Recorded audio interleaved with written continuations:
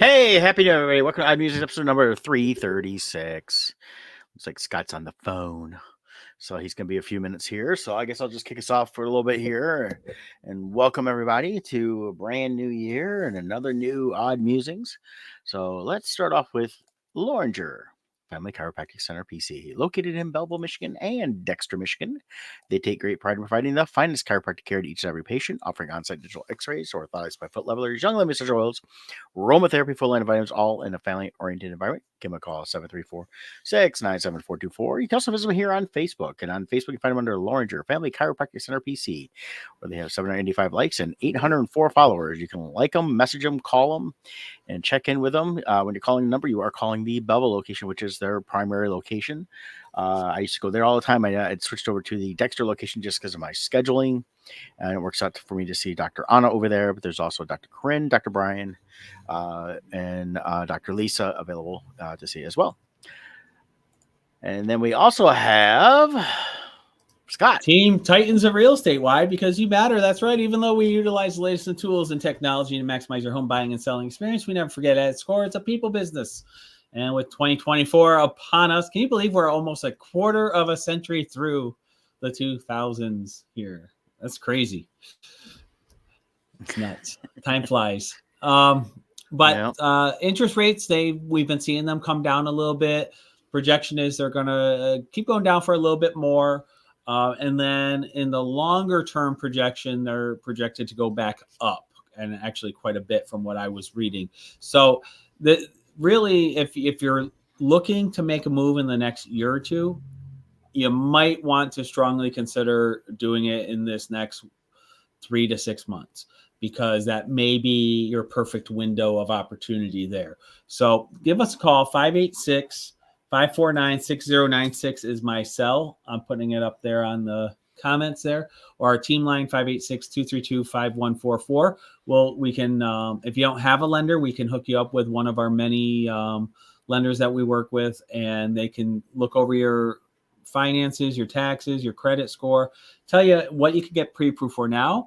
And if you have certain goals, they can help design a plan for you so that maybe in the next 3 to 6 months, you could get approved for something more. So give us a call. 2024 is going to be an intense year of real estate by all accounts. So choose a realtor who keeps their finger on the pulse, knows what's going on, and will watch out for your best interest. Very cool. So there you go. Yeah, I got showings today up in Flint. So as soon as the podcast is done, I got to hit the road and do some showings. I've got 3 listings coming up in the next week or two. So it's the start of 2024. We really are hitting the ground running. Very cool. Yeah. So good stuff. So I was looking up some stuff here. Scott and I started to talk before we got online. So I think we get into it a little bit. Yeah. I'm looking up stuff. I didn't realize how much had popped up in the last few days. I don't pay attention as much online anymore. And part of it is just I get tired of all the crap that's out there. So, and this is a bunch of crap is what it looks like. Not that I wouldn't want to see another Star Wars movie with Rey. But when you start getting the buzzwords of, the next iteration is going to be all female. It's only female. The Force is only female. There is, at this point, I look at going, okay, so you don't care about telling a good Star Wars story, kind of like how The Last Jedi went, and even into Rise of Skywalker, considering I had to fix The Last Jedi. And unfortunately, that even makes The Force Awakens, which I recently really liked a lot, not even watchable anymore in a lot of ways.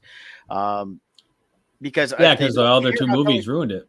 Yeah, if they don't care about telling a good story, it doesn't matter. And the thing is, I don't know why all of a sudden, I mean, I do know why, but I don't understand why they really feel and have to push the agenda that Star Wars was only for boys. I mean, we had this come out. Just made me think of it while we're launching the intro. I do remember several years ago there was an article about some girl, I think in Chicago, got made fun of because some boy in her class, she was probably like 8 or 9, said, "Oh no, Star Wars is for boys," and it made all the national headlines. She got tons of Star Wars toys sent to her, things like that. And the thing I look at it was going, I've known tons of women that are women now that as girls loved Star Wars and still do to this day. And you could see it in the fan groups. Look at all the Mandalorian groups, 501st, all the different Rebel Legion groups. Many of them are women, and it's not because their husband or boyfriends are in it. They may have got drawn in through that, but because they truly do love Star Wars, they start getting into the costume and everything else because they love Star Wars as well. Yeah. The ones that don't, that have to have a spouse into it, they just kind of Yeah. But this whole idea that women have been, and this is what they're insinuating to me, is that women have been completely excluded from Star Wars. But I see it all the time. I mean, when we have a local artist in Michigan, Katie Cook, she's been involved with Lucasfilm for almost 20 years. She's been a huge Star Wars fan and worked in Star Wars properties for many years. But to say that women have been excluded completely, now it has to be all female, sounds to me like they don't care about telling any good Star Wars story. They want an agenda-driven film. Yeah. Yeah. And so if you're wondering who we're talking about here, let me stop that screen. Let me present. I've got her information up here. It's an odd name. I believe she's of Indian or Muslim descent. Yeah. So Charmaine Obey Chinoy. Obai Shinoy. Obai Shinoy. Right, She teases special Daisy Ridley Star Wars movie. Now, Kathleen Kennedy started this during this past year here, 2023, and really pushed at Star Wars Celebration, this unexpected Rey movie that's coming out. But in everything we look up, we're not seeing anything that where it's like, it seems like, it doesn't seem like it's officially launched. It seems like this is a Kathleen Kennedy, like she's trying to backdoor it in or something, I think. Yeah, it's like this article I found, one of many I found from just for the last 24 hours. So you can tell this is the push. They're trying to get this push down. On comicbookmovie.com, Josh Wilding's the writer on this. But his thing starts off with Lucasfilm shared plans for 3 new Star Wars movies during last April's Star Wars Celebration. That's not true. Kathleen Kennedy did, and it blindsided everybody because even we had no idea this was happening. Even Daisy Ridley had no clue. Well, she was there. But she was brought. I thought she was brought in, and then when they announced it, she's kind of like, "Oh, okay, yeah." And but at least I may be wrong on that. I could be wrong, but I felt like that she was almost like, "Oh, this is happening. I didn't know this." You know, there's been rumors for a long time. Yeah, you know. And here, this is that Charmaine Obachoin, whatever. Just say Charmaine. Charmaine. She's of Pakistani descent. Yeah, and this is her IMDb here. So when you look through, it's like, okay, Star Wars took a huge hit because of Kathleen Kennedy, with whether you liked Last Jedi or not. Even if you think it's a brilliant piece of work, the fact is the fact. It almost destroyed the franchise. The toys plummeted. The marketing, merchandise, everything plummeted. But I'm sorry, it sucked. That's the way it is. When you launch something and it tanks your entire multi-billion-dollar franchise, it's a failure. Okay. Yeah. Just because you personally liked it, it's still a failure. So let's see, who is this woman? Star Wars movies haven't been made since. It's been a few years. They took them all off the slate. This woman's going to carry the franchise. Well, let's see what her history is. It's all nothing stuff. Her biggest credit is the Miss Marvel TV series, which wasn't that great. Once again, it's all about female instead of story. And she has all this stuff. There's nothing here, nothing big. She appears to be more of a documentary type director than actual. Yeah. Big now to be fair, George Lucas made Star Wars originally in a documentary style, but there's nothing here saying she understands Star Wars, especially when the quote coming out is, it's about time Star Wars has a female voice leading the way. The actual quote says here on this article was, "We're in 2024 now, and it's about time that we had a woman come forward to shape a story in a galaxy far, far away." We did. Kathleen Kennedy, a female, came forward and she did the 3 movies that got released, 7, 8, Mhm. 9, and they were centric around Daisy, really Daisy Ridley's character Ray. Um, so we've had this where the female has already started to shape that.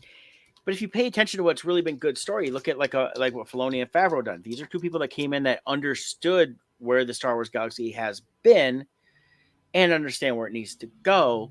And the problem is, it's not about um, there not being female characters. We've always had Princess Leia was always a solid character, but keep in mind this Star Wars was, and we talked about this several weeks back. Remember, it's the rule of 3, and it's always 3. Like Harry Potter, Star Wars. It's when you got a group of 3 that can work together, come from different backgrounds in the characters to have a good cohesive story. I mean, we've seen this in a lot of ways, and they took that away in these movies, trying to be female centric, and the only way they could do it was they basically had to make Finn and Poe irrelevant to the story, to elevate Daisy, and to also have her completely out of the story for a whole movie where she's supposed to be being trained, but then they turned a classic character into a buffoon. Right. Well, and that's because that's what happens when you elevate people for filling a checkbox versus elevating someone who's accomplished, because they don't know how to write accomplished characters because they themselves aren't accomplished, And as far as it's about time a female can have a voice, The Mandalorian, Deborah Chow and Dallas Bryce Howard got to lead a bunch of episodes, and they did brilliantly. But they didn't make their episodes about an agenda. They made it about good Star Wars, and they made great stories. And honestly, I hope if they really want to push a female director or producer, I would love to see Dallas Bryce Howard head up something. She grew up with George Lucas. She grew up with Ron Howard, knowing behind the scenes of Star Wars. She also, not just the fact that she grew up around it, she herself has the talent and capabilities of leading something like this. She has the acting background, and this is where I think she gets this from her father. Her father, she saw what her father done. He grew up acting. Now her as an actor, she didn't grow up as a kid actor. She was as more of she got to be it as an adult because her parents wanted them away from the Hollywood lifestyle. Right. So she got to grow up a little bit different, but she was also still around all that, and she learned acting. She found she liked acting, and then she's now starting into directing, and she's earned her way up the ranks instead of just being given it. I mean, obviously having Ron Howard as a dad, I'm sure helped open doors, but she has proven herself as an actress, as a director. Yeah, in this days of where they want to trash all these people for nepotism because their parents were involved in the industry, she still had to work at it. Nothing was handed to her. Ron didn't come to her and say, well, here's this role, here you can direct this, you can do this. She went out and did it on her own, and she learned from them. And of course, some doors are going to be open for people when they already know them, especially as I grew up around them. But if you don't have the talent, you're not going to get these big deal things. And you look at what she's done over the years. I mean, she was big in the movie The Help. I mean, that was a huge exposure for her. But I mean, she got known for The Village, M. Night Shyamalan. She did the Jurassic World movies. I thought she was good in the first one. The second one, I thought she was good, and the last half fell apart. I've still never seen Dominion because I didn't really care for the end of the second one. Well, I think she did great in all 3. The issue there, I felt, was the storyline in the studio. I felt they went just a stupid direction, but But her part, I thought she did great for what she did and stuff. But then you take the media, and of course, how do they interpret people like us? Of course, it's like, it's the same. There's a line in this article I want to point out because I think it's perfect. They're going the same path as like Captain Marvel here, and with Brie Larson. And Brie Larson got a lot of flack, but this is when after Brie Larson had done her press tour, she said, about a year ago, I started paying attention to what my press days look like and the critics reviewing movies, and noticed it appeared to be overwhelmingly white male. Moving forward, I decided to make sure my press days were more inclusive. And it's a valuable lesson that they need to learn. Kathleen Kennedy still hasn't learned. Whether they like it or not, the vast majority of the Star Wars fan base is white males, mostly above 40. And when Kathleen Kennedy walked into the offices, she convinced them to do away with Lucas's trilogy that he had written and said, we don't need the over 40 white males anymore. Mhm. We need a new audience. And she tried to reshape everything and kill it. And she almost succeeded. But here she is, still hell-bent on pushing this thing. And as far as a character goes, I enjoy Rey. I like Rey. Yeah. I loved The Force Awakens. I felt like the reality when a studio takes over a franchise as big as Star Wars, when you pay $7 billion plus stock options and all this stuff, you need to make some money back on that. Yeah. And typically what they do is a hard reboot and they just retell the story again. Right. I felt Force Awakens was a soft reboot where it's like, okay, we're going to reboot the original Star Wars A New Hope, but we're going to still keep the original in the timeline. We're not just going to ignore it, and we're going to move forward. I felt it was a soft reboot and done well. And it gave me so much hope for where episodes 8 and 9 were going. I thought Rey was a strong character. I really enjoyed her. A lot of people are like, oh, she's a Mary Sue. I never feel she was a Mary Sue. She grew up in harsh conditions, taking care of herself. I thought they established she could fight well, and she was a scavenger trying to just survive. Yeah. I didn't feel like she was a Mary Sue. The reality is you got to move the story along, and they gave her some natural force powers. But you know what? Look at Luke. Luke also had some natural force talent, and he moved along kind of quick also. So I didn't feel she was a Mary Sue. However, the direction that the movies went in 8 and 9, it diminished her strength, I felt, because they only made her strong by, like you had said, they made Poe stupid. They made Finn stupid. They made all the males around her stupid instead of making her strong. And and then the whole storyline with Kylo, they ruined that storyline. Even Adam Driver was saying the storyline he was originally told for Kylo was much different than where it ended up. Yeah, he didn't have a redemption in the end, it sounded like. Yeah, it was so. Yeah, he was supposed to be a bad guy. Yeah. And then they made it this weird love triangle with Kylo and Rey, and just the whole thing was bizarre.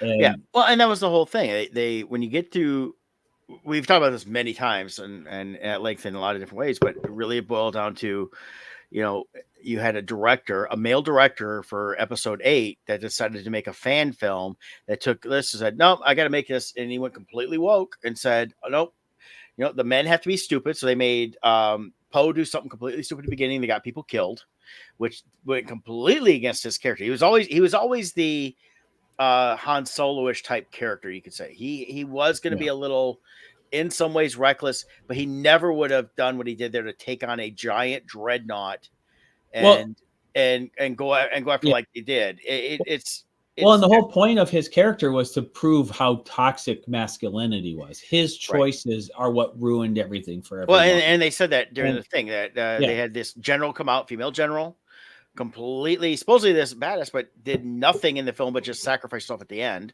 and it wasn't even really a good sacrifice. Well, and leading up to it, I was so excited. Like Laura Dern's character, her character was horrible. Yeah, it sucked. But leading up to it, I was so excited because Laura Dern is a great actress, and I felt okay. She will have the gravitas to carry forward a Princess Leia type leader for the rebellion moving forward. I was thinking more like towards a Mon Mothma style, right? Exactly, and they destroyed it, and then they cheapened Admiral Akbar with how he was killed off. Really, if anybody was going to do a sacrificial move, it should have been Admiral Akbar. Yeah, but they cheapened his death with this, and then they had the stupid Mary Poppins scene in space with Princess Leia. Yeah, and then Laura Dern's character was a throwaway character in the end, and her whole point was just to say, Poe is just a toxic male, and it's just like, what the hell are you guys doing? Yeah. I remember us doing the episode beforehand, and we were so excited for episode 8. We were so excited. Yeah. And there was no way this was going to be bad. And oh my God, the only good part was the opening 2 minutes. Mm-hmm. And the best female character in the whole movie they killed off. It was the Paige or whatever her name was in the bomber there, Rose's sister. And then they give us Rose, which was a stupid character. Well, and the whole thing was, again, they created these multiple love stuff. They made her instantly fall in love with Finn, first called him a traitor, which one, he would not have got up and just tried to disappear again. He was past that from the first Well, they movie. regressed him. He was back to how he was as a character at the beginning of episode 7. It's like all the growth they gave him. It really showed that Ryan Johnson didn't pay attention to what the story was. Yeah. Looked over a basic synopsis, and then when he made this film, and he basically tried to remake, episode 7 as episode 8, and he called it The Last Jedi by killing off all the Jedi. And even in his interviews, this was just a glorified fan film. Yeah. Because he says, well, then I wondered, well, what if Luke was just grumpy? What if he didn't do what everyone thinks? And what if the Force was dead in him? And it's just some guy who is like playing with his toys, coming up with his own scenario with no care what. And this seems to be the new trend too, because then you got like Taika Waititi pulling the same crap with Thor, where he admits he didn't even care about the character and he wanted to ruin the character for fans. Then why are you doing it? Well, and that's the whole thing. I think is what leads up to is this with the whole Star Wars thing, MCU, everything that's been failing through Disney lately has been around the fact that all these people come out and they literally say, we're woke and this is our woke project. This is what we want to do. And it's like, okay, so obviously whatever you consider woke doesn't work. You're not, the whole idea of, which a lot of these have been quotes saying they want to kill the patriarchy, get rid of the white males, they're not our base. It's like, we're the ones spending money. Scott and I are white males. We have no way around it. That's how we were born. Everyone's talking about you're born in this way. This is the way we were born. Sorry, guys.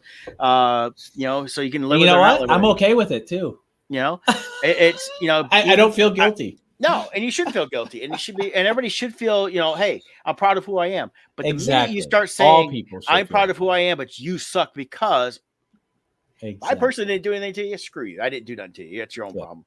But I can tell you this, when it comes to these stories that they're telling, and this is what it is, stories. I keep saying this every week. I feel like I'm saying this anymore about everything we talk about is bad stories, bad storytelling. You want to build up good characters, build up good characters. But the minute you start throwing these agenda-based fictional movies and try to make them documentary style, here's how the real world is stuff, you're not telling a good story. But see, you nailed it right there, though. Build good stories. The problem with the woke agenda is they are never about building anything in all of society. They're about tearing down patriarchy, tearing down religions, tearing down traditions, tearing down whatever it is. Star Wars, it can't be that way. We have to tear it down. Everything's about tearing down. So I think for them, they actually celebrate when it fails because they tore it down. Well, a lot of them fall into the category of communism and socialism, which has always shown to be about tearing down, and those type of ideologies. Communism, when they've come into countries, they've destroyed. China is, there's a lot of their history that they still try to oppress, but they have to use it because it's the only way they can control the people, because people are very much ingrained in their history and where their Chinese people have come from. Russia, they did as much. They destroyed everything. The czars had before that, what they knew, that they barely anything kept on that stuff. You look at groups like the Taliban, what they did. They came through in Afghanistan and they were blowing up 10,000-year-old statues, 5,000-year-old statues, and things like that. They had a whole thing of Buddhist statues that have been there for thousands of years. They destroyed them in the early 2000s. If this is the kind of people that are considered woke, that's all they want to do is destroy. They want to kill and take everything away, and then they act like they want to rebuild, but they don't want to rebuild. They just want to control. Yeah.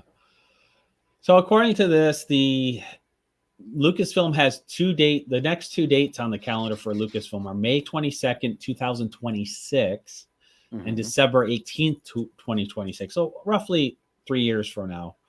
2.5 years, up to 3 years. Yeah. So that would be when this would fall in line. There is so much time between now and then for this to, we have Dave Filoni coming in, who's he's in creative control for Star Wars moving forward. I got to imagine this is not on his slate.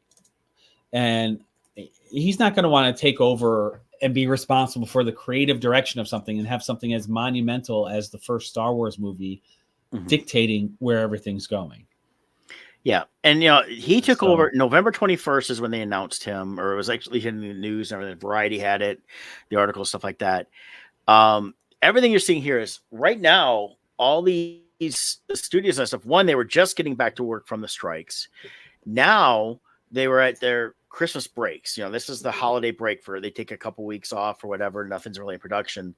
So for all this stuff to hit in the last 2 days, which is when it started right, yesterday and today, Scott and I agreed the same thing. This sounds very much like it's not official Disney or Lucasfilm. This is all, propaganda of, oh, well, Kathleen Kennedy says I'm going to be the director. She directed 2 episodes of Ms. Marvel. Directed. Which means when you're directing a TV series like that, you're not creating it. You're not writing it.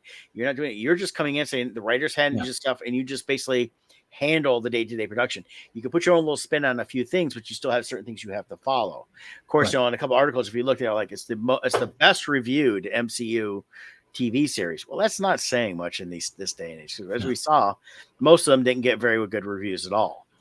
Yeah. So, but yeah, so I gotta agree. I think this is completely a still an attempt by Kathleen Kennedy to usurp Filoni being put in charge of the creative direction, where she was mentioned. Now she was mentioned in a couple of articles as supposedly going to be like the financial person on that, right? And all that stuff. But that doesn't mean she can't just creative. She wants to be the creative so bad, but she has no creative talent. I mean, she has none. Did, if she did, other than producing stuff with George, and being a producer doesn't mean you create anything. That means you handle some of the production stuff, and I can see that from the financial side. Maybe she handled that, and now saying she take over and completely obliterating what she worked with George for over 30 years. Well, that's the thing. She wants to sit there and act like she's such a strong, independent female. Everything she has is because of George. Yeah. George trusted her, and she stabbed him in the back. Yep. When he's handing his baby over to Disney, he names her as the successor because she was with him from the start. Yep. And first thing she does is go into a meeting without him and say, let's undo everything he did. Mm-hmm. She is a snake. And that's the way it is. And, South Park nailed it perfectly with their Panderverse. Yeah. Putting all the blame on Kathleen Kennedy because that's what she did.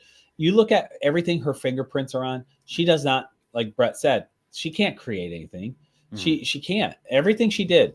Rogue One was a fluke. They lucked out that Edgar Wright did such an Edgar Wright, right? Did Rogue One? Yeah, I actually wear one today. Yeah, Rogue One. Yeah, 50%.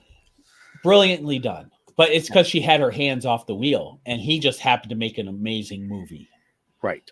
But then everything else she touched, The Last Jedi, horrible. Solo was a disaster until the studio forced her to fix it, and Ron Howard was put in, and they had to double their budget. Iger was still in charge, and when they found out when The Last Jedi got sent to them as a finished, basically a finished work print, which means they were still doing some of the special effects, but the film itself was in the can locked, and they had closed production down except for special effect or for post production, and they saw what it was. Then they went and checked on Solo and saw the problem, and Iger was like, "No, we got to fix this." So what do?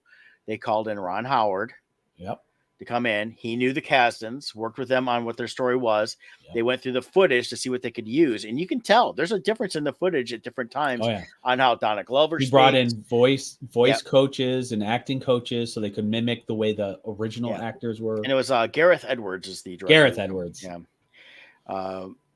And the thing is he perfect? No, but he did a great job with it. The creator, I still haven't finished it. I started and fell asleep, so I got to restart that one. But, I liked the first Godzilla movie. He directed that. So I think there's things he can do, but he came into an existing franchise and, worked within those franchises parameters. He stayed within it's like people like say, we're playing in George Lucas's sandbox. It's even though he doesn't own Lucasfilm and he sold the race to Star Wars and all that and Indiana Jones and all that. Yeah. It's still his sandbox. He created the space that it's in. And this idea of, we got to break through it and, bring in, they want to bring in Barbie into Star Wars. Like, no, there's a lot of great female aspects within that. I mean, heck, the Legends series is full of great females they could have dealt with. We still have never seen Mara Jade. Right. And the sandbox is an important concept that a lot of people there's this new wave of Star Wars fans who want to hate on everything that came before, and they want it turned over. Yeah. And they're like, oh well, this is just fans. Or no, there's rules to a universe. Canon is important. And when I love Star Trek. I love Star Wars. But when I go see Star Wars, I don't want it to feel like a Star Trek movie, and vice versa. I don't want to see Star Trek and feel like I watched Star Wars. They are completely separate universes with their own rules and history. And you have to honor that when you go into it. Like I brought up Waititi with Thor.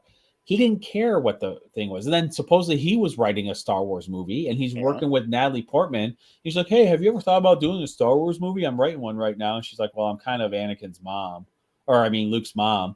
And he's like, oh yeah, I forgot you were in it. Like he was going to write a good Star Wars movie. He's not even paying it. He doesn't even know any of the history, but he's going to be given the reins. Thank God Thor Ragnarok was so, or not Ragnarok, Love and Thunder was so horrible. It sounds like they pulled it from him. You know, it's just, you gotta stop. Movie studios, stop hiring people who want to crap on the very franchise you're hiring them to steer. Right, and that's the whole thing. It's and Lucasfilm better start watching Odd Musings. Brett and I have an amazing record on what movies are going to suck, and I can tell you this: that Rey movie, if you go forward with the way the attitude is right now, it is going to suck, and you may not recover. Yeah. Well, it could definitely tank Star Wars completely. It could. Because the thing is, it's like looking through. Now, this is Wikipedia, so you take it with a grain of salt in some way. So, he talked about some of the things he wanted to do, and there's been different talks out there. It's like supposedly on January 13th, Lucas held the first story briefing of his yet untitled Episode 7. It was going to be a 14-year-old female Jedi Padawan named Taryn. It was basically supposed to really center around Luke training the next step here. Right. He also had considered Thea and Winky as potential names for the character. I don't know how much about that, but that sounds funny. Yeah. Hi, I'm Jedi Winky. Well, and a lot of Lucas's stuff does end up getting changed between his first draft and movies. Yeah, and there's like a character named Skylar. Basically, Skylar was the son of Han Solo, and ultimately fell to the dark side of the Force. There's a lot of stuff in here that he had ideas from, that would have worked. But really what screwed up is, and it kind of does go back, we've talked about this before, was much we liked The Force Awakens when it first came out. You go back and look now after the 3 movies, and realistically, JJ screwed up everything by not introducing Luke in a speaking role in that first film, which Mark Hamill had said before, he didn't understand it either. And JJ screwed up by refusing to write all 3 movies. And that was the second I was getting at. He should have done all 3. If he didn't want to script all 3, he should at least wrote the entire synopsis out. Yes. The treatment should have been written out. Here's 1, 2, and 3 of these movies. And then hire Kasdan to write them. Yeah. Or there's several other good writers out there, that could have done help. The people who wrote, or here's an idea. Hire, oh my God, I'm blanking on his name. The guy who wrote the Thrawn series and all that. Yeah. The storylines for the expanded universe, which is now known as Legends, they were fan tested. We loved the direction they went. Do they have to make them exact? No, but if you hired any of those top 3 or 4 writers from those novels, they would have wrote a brilliant trilogy. Yeah. And then you hire a screenwriter to adapt it to the screen, and it would have been perfect. Timothy Zahn, he's the one that wrote the Timothy Zahn, thank you. Created Thrawn. In fact, I started reading it the other week and I stopped it because I was already in the middle of the book. I have to come back to it. Plus, I didn't charge my Kindle in a long time, so I was like, and I started kind of reading it again. But there's Timothy Zahn. I don't know if I know he's been around for a long time. The X-Wing series was excellent too. Michael. Yeah. Now, someone that, age-wise, you may not want to do it, but could have still done it, was Alan Dean Foster. He wrote the original book based on the screenplay from Star Wars. And if you've never read the original novelization of Star Wars, which became A New Hope, that Michael Stackpole. Yeah. It would have been good. Yeah. Stackpole would have been good, yeah. And then, like I said, with Alan Dean Foster, he also wrote Splinter of the Mind's Eye, which was kind of a sequel to that, which a lot of people thought that was going to be the next, was what Empire Strikes Back ended up being. But Lucas also, the female writer, she did it phenomenal with the clone clone troopers there. The clone books. Let's see. Expanded. I can't remember her name, but she wrote brilliantly. Universe clone. It was the clone. Karen Travis. Yes, she did Yeah. phenomenal with her writing for the clone books. She really put you on the ground and in the battle with the way she wrote. So she would have been a great one as well. And Yeah. she was very jaded with Lucasfilm because her series was doing so well and the way she wrote them. And then and actually it was Filoni with the Clone Wars series, they kind of crapped on what she created time wise, and she just felt like betrayed. So she kind of stepped away. But with Lucasfilm is notorious for not wanting to follow the books and do their own spin, but the books really are time tested. The fans love the story direction.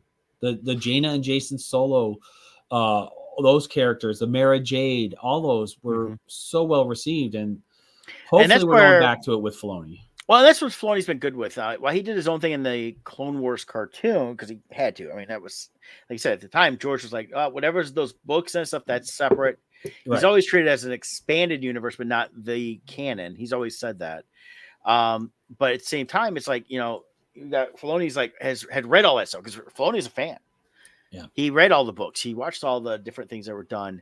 And so we've seen through the Mandalorian series, Book of Boba Fett, what he did with Ahsoka. I mean, he's had a hand in everything in some way, shape, or form. Also working with people like a Jon Favreau, Robert Rodriguez, that are also fans that understand where stuff. They've been introducing all those little things to bring them in. I mean, come on, we got Thrawn brought in through the Rebels cartoon.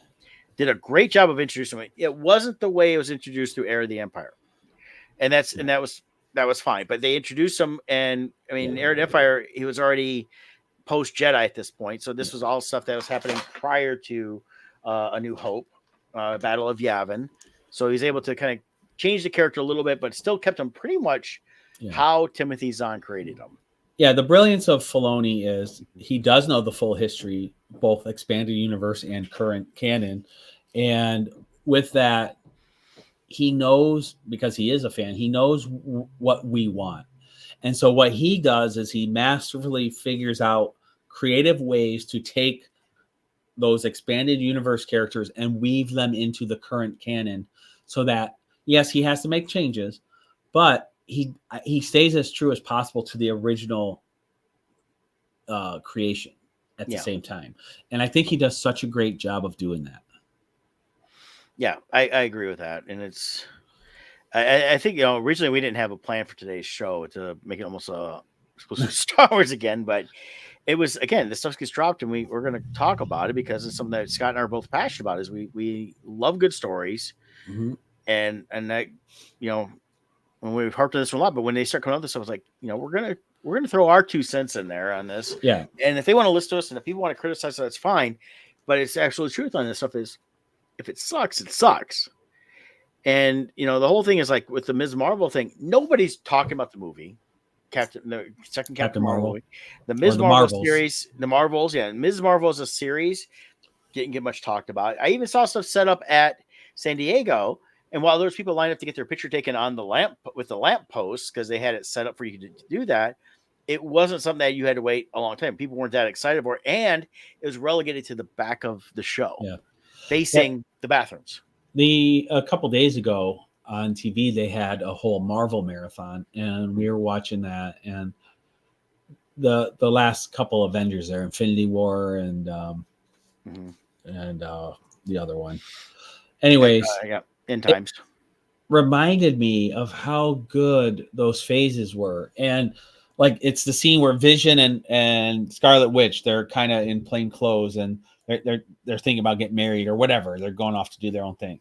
And then the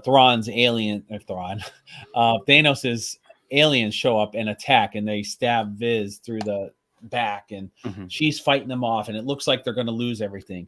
And then the train goes by in the background, and you see a silhouette of Captain America. And I just remember in the theater how the simple silhouette, people started cheering. And then she throws the spear at him and he catches it and he steps out in the light and it just went nuts. Or when Captain America picked up the hammer, they went nuts. And like those scenes, those moments don't exist for Marvel anymore. The last two phases, it's been dead. And why? Because they keep pushing agenda crap. Well, and they've got what it is, and it falls under what they've been doing. They've been destroying what everybody loved about this stuff, but they don't build up a new hero. They call them heroes, but they're not They heroes. shoehorn in the person and say, "This is your hero. You will love this person." Yeah. No, that's not how it works. And in a lot of ways, they as much as I like the Falcon Winter Soldier, and I like the fact that the Falcon is now the Captain America, the way they handled in the story is how they're doing in real life is with the U.S. agent. They said, "Hey, here's your new Captain America. You will love him," and he turned out to be a complete dick. But that was supposed to be that way. No, and it was. That happened in the comics too. I know, and it's meant to be, and that's what I'm saying. In the story, it's meant to be for that. Correct. What they're doing now, going forward, is, hey, here's your hero, and you will love them, although there's no reason to. Right. And they're doing it in real life. They're mirroring what was created in that as real life, and that's just a shame. Well, and there was supposed to be a Thunderbolts movie with the new Captain. Oh, everybody's bailing on that one. Yeah, the Stephen Yeun.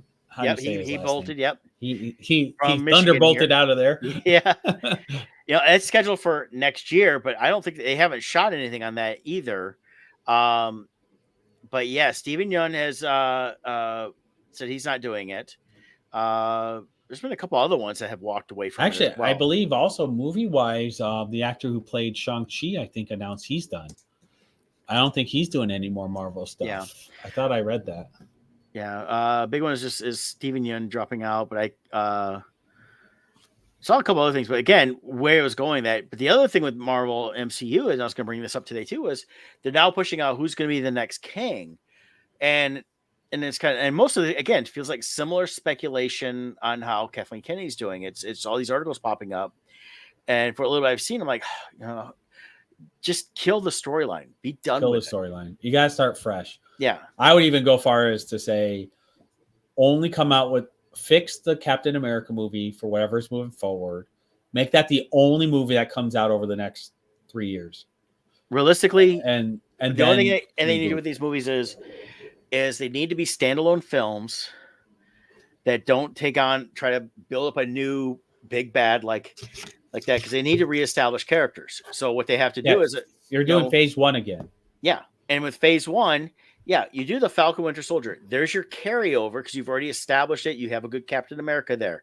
That's a Captain America I think everybody will like, and he's going to fit in perfectly because the actor does a great job. The character itself shows the honor of Captain America and has those convictions.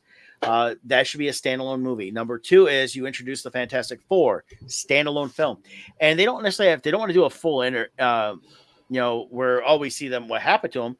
This can take place after the fact, like they're here. It's there, they've been around or whatever. But they have their own thing, and you can properly introduce a Dr. Doom to create their conflict they need to do, and go from there. And then you slowly build up with these different character groups, and you have some male, you have some female. They can go and introduce the X-Men properly, not at the end of the Marvels way they did it. Yeah, which was stupid. Crappy character, crappy versions of them in there. Just get brand new, go from there, and just slowly start building it up. We don't need any multiverse and Earth 616, Earth 1, Earth 5, they have to do away with multiverse. You can use the Loki ending as why the multiverse is sealed up. You could have some kind of interlude where to explain to the viewer in the next movie that, that's all done because of Loki or whatever, and be done with it. And then even like with mutant, well, why do we have mutants now? You could work in an explanation that with sealing off the multiverse, it did cause a shift in the timeline, and this is now part of our world. Yeah. If you have to explain it, you can do something like that, and then just move on. Yeah, a lot of ways they could say they've always been there, but they kept quiet. They did things in the background. I mean, that's the way they did it in the comics. It was like, oh, this happened here, this. Yeah, while you were focused over here in the Battle in New York, here's what they were doing over here. Right. They was completely different. I mean, the X-Men don't have to be in part of the big world thing. So, and that's part of the problem. It was what they tried to do with what was the one The Elementals was the one that really failed as a film, with the giant statue coming out of the earth. They Oh, never addressed it. Eternals Eternals. Yeah, the or Eternals comes out. Inhumans. Wait, And was it no, Eternals or Inhumans? Eternals. It was the Eternals. The Inhumans was another one that failed as a TV series. Oh yeah. But the Eternals, they made it. They made it a standalone thing, and they kind of addressed a little bit of what had happened, but they did do is that's the only thing they did with it kind of right was trying to make it its own thing. But then they tied in too much of a world damaging thing with like, okay, with these giant statue coming out of the earth, why isn't that being addressed anymore? They never addressed it ever after that. Well, that kind of So an ending should have been like a phase 3 ending, yeah, like where everybody involved had to come together to keep the world from dying. right. Like, But going and introduce the characters they want to deal with. I mean, there's been talk of another Thor, and Chris Hemsworth would do it. Do we really need it? No, but if we do bring in Thor, then it has to be a standalone film, not tied into a larger thing, but could introduce other characters. and I That think they could had have, that if they did it, if they didn't use Waititi, who was just wanting to ruin everything. yeah, They did have a storyline that would have worked for 2 to 3 films with the God Butcher. yeah, That would have been epic if they did it right, but instead they made it a joke. They turned Zeus into a joke. I mean, the whole thing was a joke. yeah. And It was it felt like a fan film parody. yeah, It didn't feel like the MCU style. It was just he had a big budget and he made a fan film parody of everything.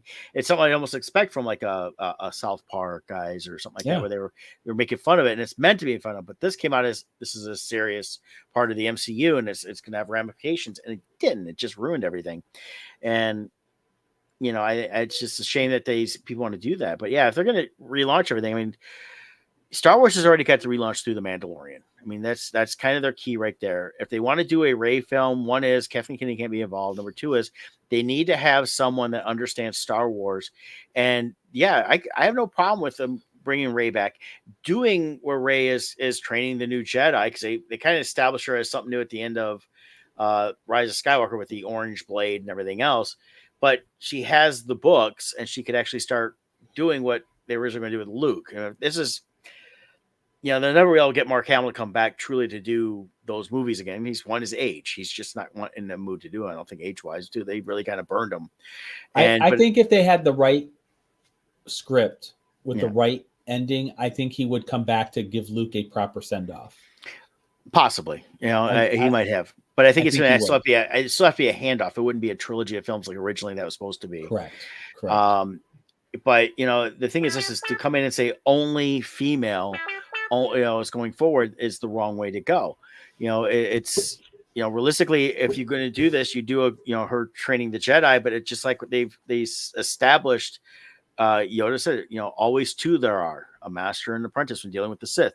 You've got to go back to having someone in the Sith still needs to be around to come in that direction too, because you need that antagonist with that as well. Yeah. And there's definitely ways they could bring Luke back to in other ways. I mean, he could be a Force ghost. Yeah. They could do that and have him come that way.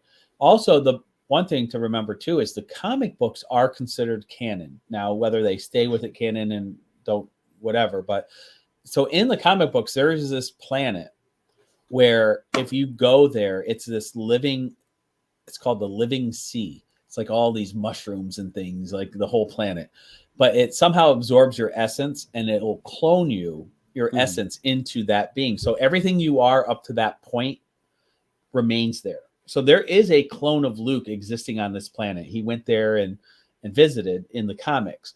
So Rey could theoretically meet Luke roughly around Empire Strikes Back, Return of the Jedi era.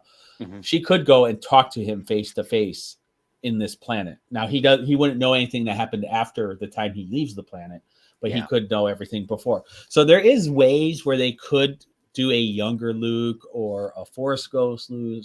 You got holograms, like Anakin left holograms for Ahsoka. And I'm not saying they shouldn't. I just don't think, I think he'll come back for something I think could have a good send off, but they need to make sure they have a plan in place for telling what this full story is going to be, and to make it only female, make it sound like Rey's only going to target female Jedis. Yeah. And then anybody they fight up against is going to be male. You Right. know, is the wrong direction. They need to set up a good. A Well, good again, story. like we talked about, several weeks ago. It's the rule of three that we've created in storytelling. The best stuff out there has been a group of three people. We mentioned that, Harry Potter got three main characters. Star Wars, three main characters. We even pointed out some of those like Goonies. Realistically, while you had a group of kids, there was three kind of central ones that it was Mikey, Data, and Mouth were the three central ones. And then Chunk was an ancillary character, but he was still part of the group. I mean, even in Star Wars, you have more of the group.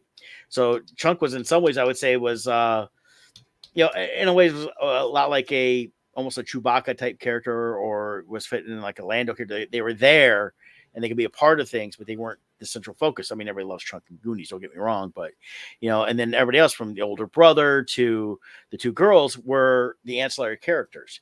But the And of main, course, in Goonies, we had Axl Rose as the mom. yeah, yeah, he does definitely look like her. Yeah. So then you create. They had throw Mama from the train. Now they're gonna have to throw the rock star from the airplane. Um, but that's the whole thing. Is everything they're saying so far about this race, from what Kathleen Kennedy first announced to what we're seeing now from this director and everything else, is they don't care about telling a good Star Wars story.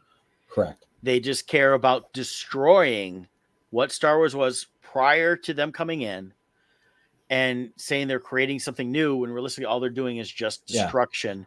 And not really. I mean, the thing is, there's been some great female characters throughout Star Wars, and yes, the original trilogy was one way. The prequel still had. I mean, Queen Amidala was a solid character. They introduced. You dealt with. I mean, the main story had to steal around Anakin and Obi-Wan. That's what it was. But again, you had your three there at the time. Anakin, Amidala, and Obi-Wan were the three kind of thing, and it showed the how when you split to that core group, the destruction that happens, which was the birth of Darth Vader. Yeah. And Ahsoka's an awesome character people love. Bo-Katan. There's tons of female characters. The issue is when they come out with these type of things. It's not that we don't want a strong Rey movie. Yeah. It's we already know the pattern. When these directors and producers step out and make these kind of statements, it always leads to a movie of pathetic males. The woman's only strong because the males around her are dumb.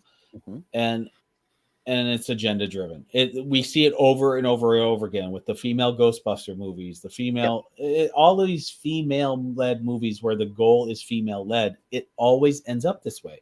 Well, and that's the whole thing, because a lot of them, they've said it within the movies themselves when they talk about, well, we have to kill the patriarchy, we have to do this, and even if they're saying it out of it as their promotion stuff, I'm like going, okay, so all you care about is this stuff. It boils down to, they're looking at history saying, well, this is what happened in history, so now we have to completely reverse it, do the same thing they did, but it's okay because we're killing what they did, instead of trying to build something united together. Yeah.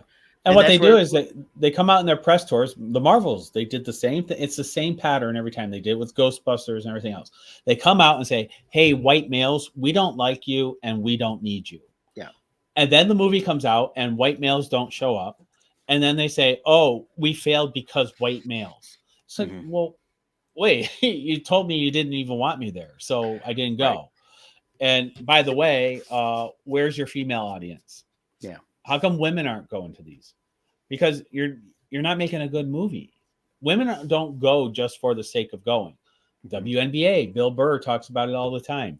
Where are all your females at the WNBA games? Yeah. Well, it's like this. I pulled up the Ghostbusters 2016. That's the female one. Of course, the Google says, the question, why did the female Ghostbusters fail? And of course, it's highlighted that the sexist backlash towards the all-female cast doomed the movie to failure. No. Right.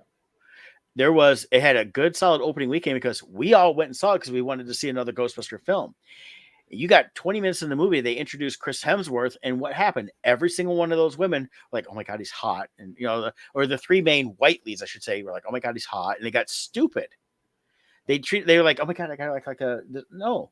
If you're a strong, smart, female in the real world, are you going to act like a dumb, basically they made them almost like bimbos, Well, I got horny, so I had to not be, smart and everything else anymore. It's like, no, you built these solid characters. The things I liked in that female one was when they showed them being smart, that was great.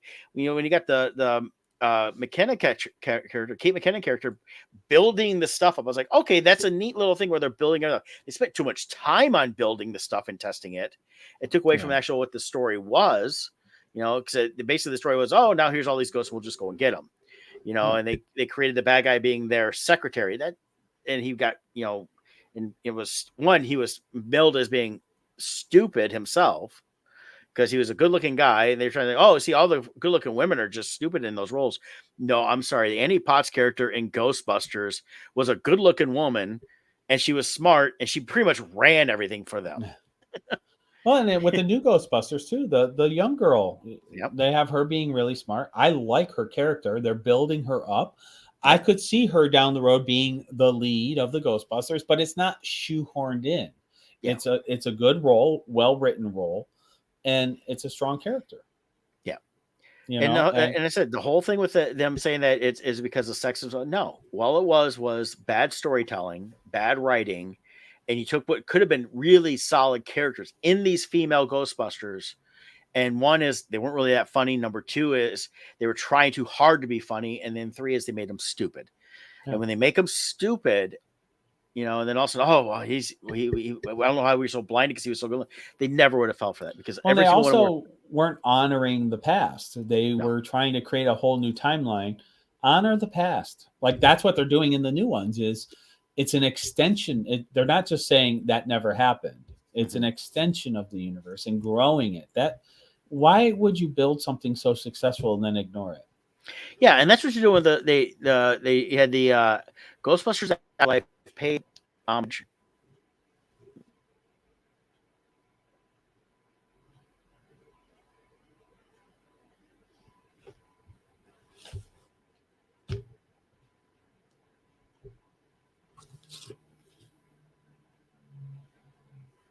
I don't know if I'm frozen up or if Brett's frozen up. Can't tell. Somebody's frozen up. So I can't tell if it's me or Brett. Not sure. Looks like it's me, but it might be Brett. Well, if it's me, I'm sorry, you're just staring at me wondering if I'm frozen or not. Can't tell what's going on. Brett's doing something here. Let's see.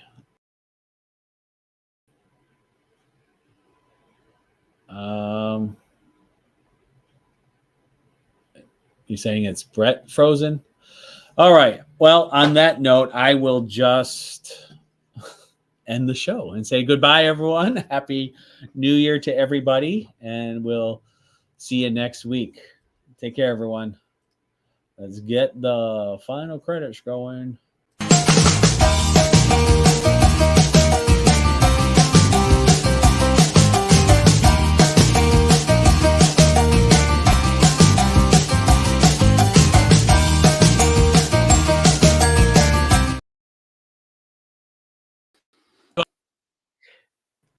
Hey.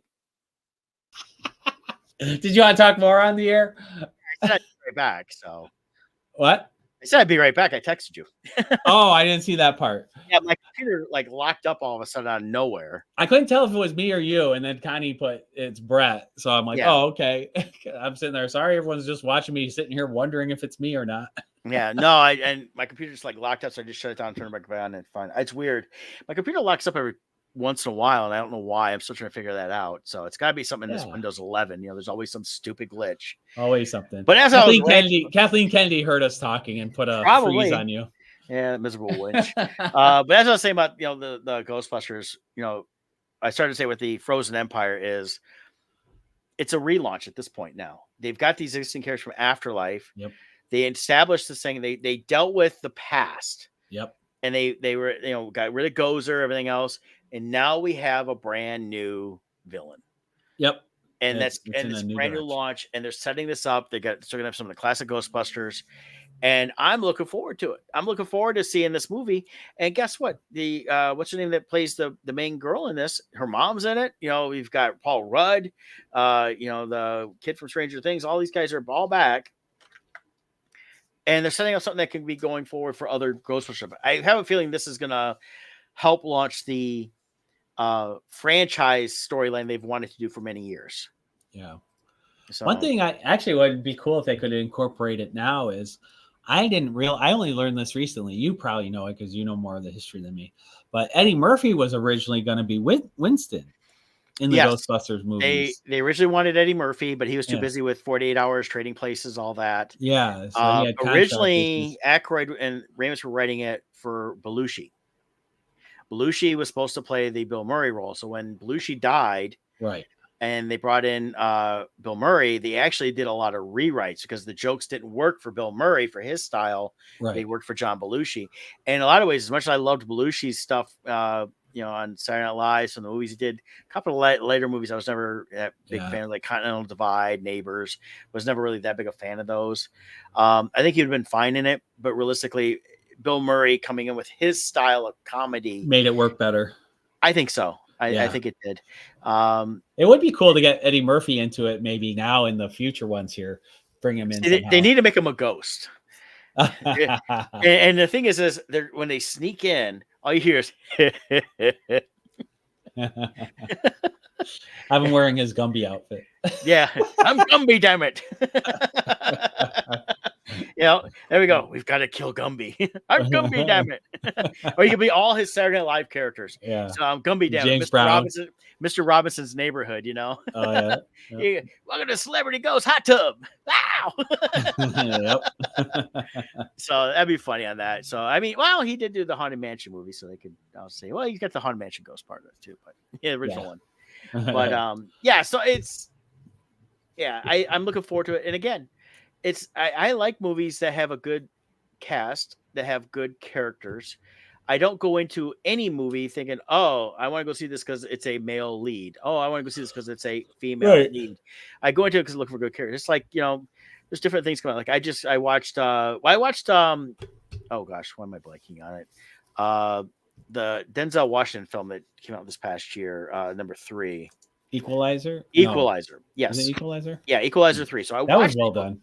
Yeah, that got released on Peacock and a couple of places now. So I watched 3. I liked it. I felt like I was like, there's something just slightly off with it a little bit though.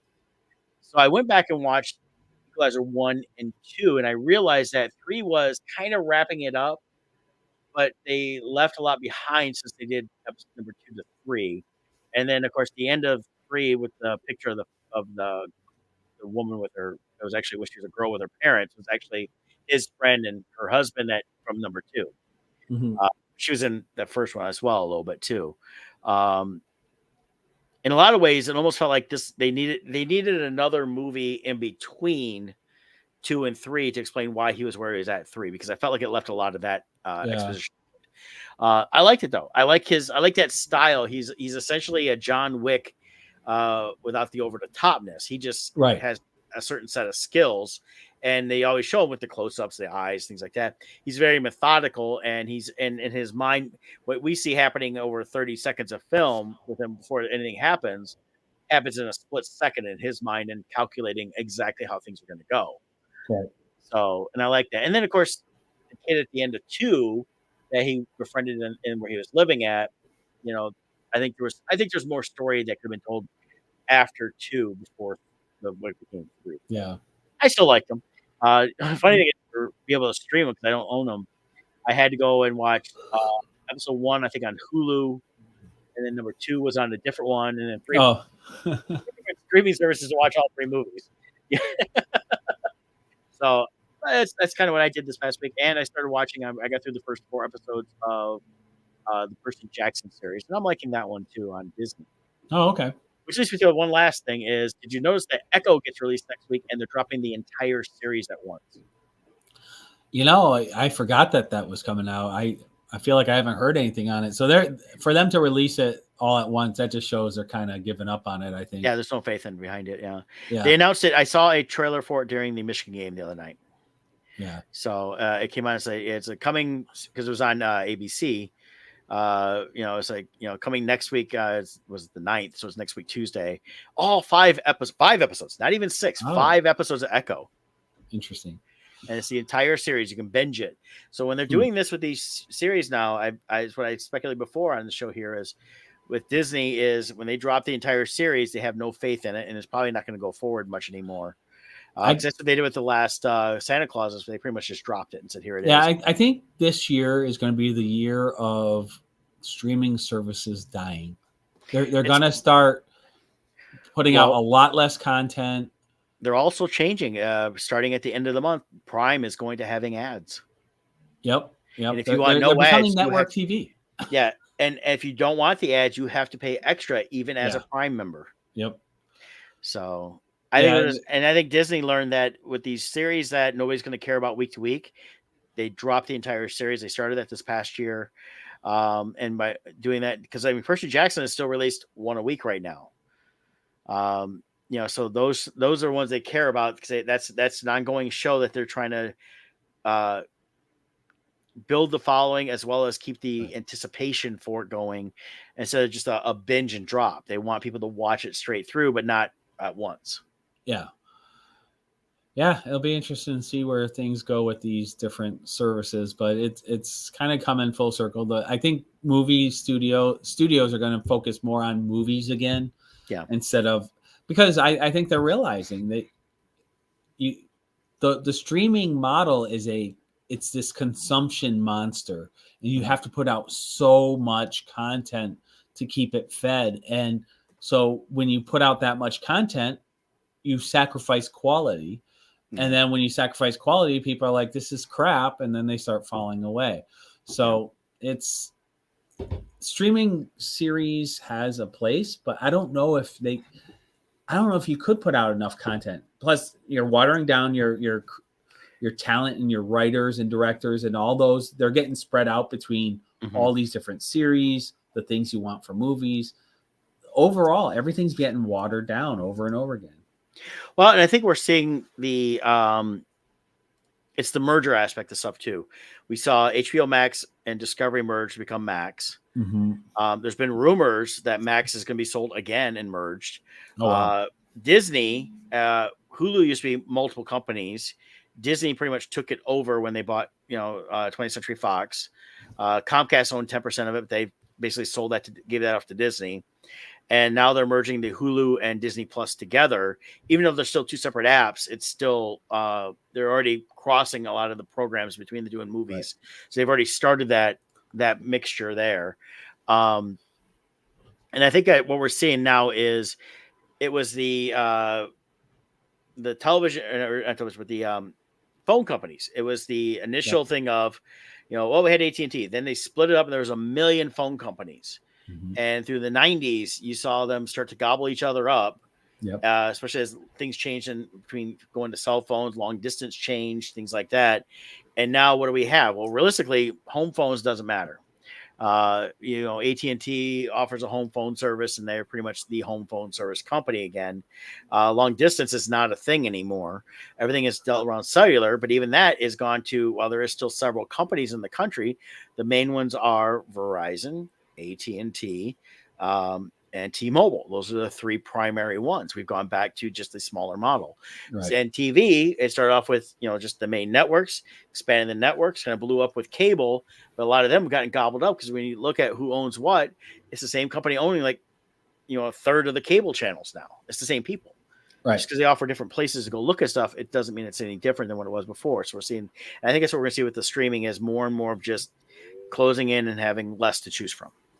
Yeah, I agree.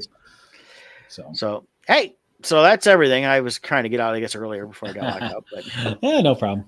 But we'll talk more next week about some fun stuff and whatever else we're watching. And because I know Scott's going to go make some money. So. Yep, I got to split. So as soon as you start the credits, I'm going to head out. All right, man. Hey, I'll see you later, Scott. Y'all have a great week.